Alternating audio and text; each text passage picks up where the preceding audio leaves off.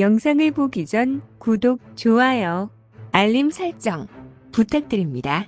얼마 전 우크라이나 국방사절단이 대한민국에 극비 방한했다고 합니다. 사절단에는 우크라이나의 마리나 베제루코바 방사청장을 포함하여 대러시아 무기 분석 장교와 작전 장교 등이 포함되어 있었다고 합니다. 사나흘 일정으로 방한을 했는데 이 당시 군집 드론과 전자전 장비, 포탄 등에 대해 관심을 많이 가졌다고 합니다. 어떠한 것을 요청했는지는 당시 자세히 알려지지 않았지만 우크라이나 언론에 의해서 자세히 알려졌습니다. 우크라이나 언론은 한국은 한국의 방위산업은 신뢰할 수 있는 고품질 제품이라고 했습니다. 그리고 전투 탱크 라인업이 세계적 레벨을 가지고 있으며 자주포 장비의 수요가 많으며 155mm 포탄을 최대 생산국 중 하나라고 소개했습니다. 그러면서 가장 먼저 K2 전차를 소개했습니다. 이 전차는 세계적으로 가장 잘 팔리는 탱크 중 하나라고 했습니다. 그리고 대한민국이 1차 불공 사업으로 받은 33대의 T-80U를 소개했습니다. 이 전차를 우크라이나에 전해진다는 건 외교적으로도 큰 문제가 없을 것이라고 예상하고 있습니다. 그리고 대한민국의 장갑차를 소개했습니다. 차륜형과 궤도형 장갑차를 많이 가지고 있고 현재 우크라이나가 운용하고 있는 M113을 운용했고 퇴역시켰다고 했습니다. 퇴역을 함 장비를 받는 것 또한 외교적으로 큰 문제가 되지 않을 것이라고 했습니다. 그리고 포병 전력에 대해 소개를 했습니다.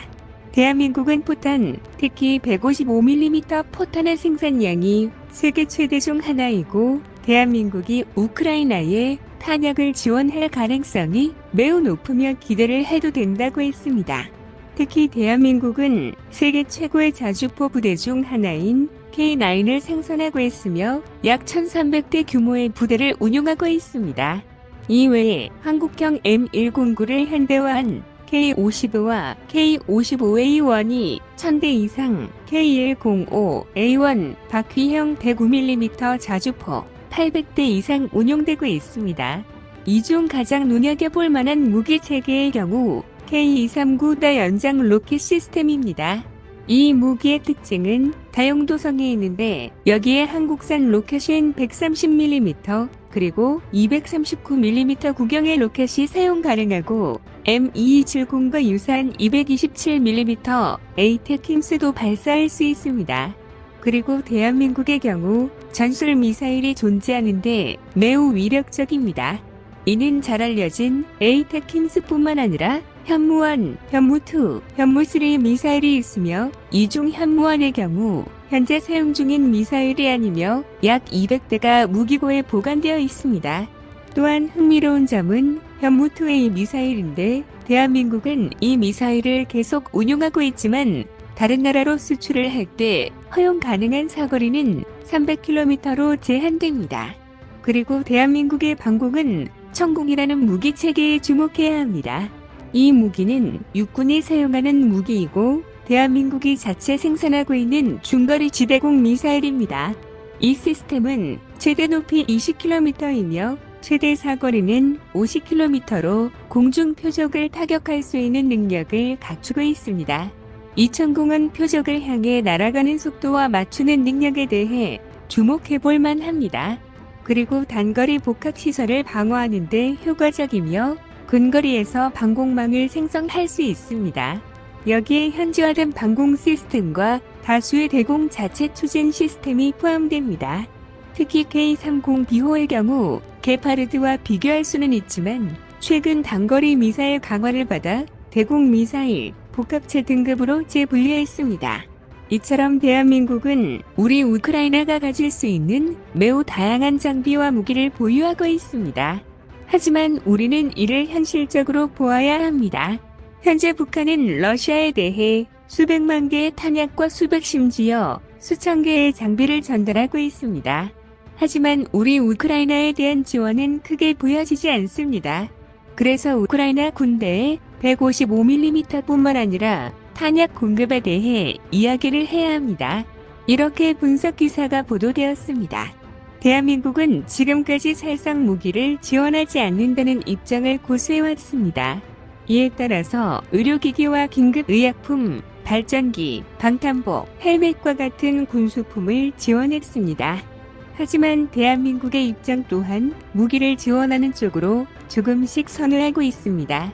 그리고 이러한 입장에 대해서 미국도 환영하는 분위기입니다.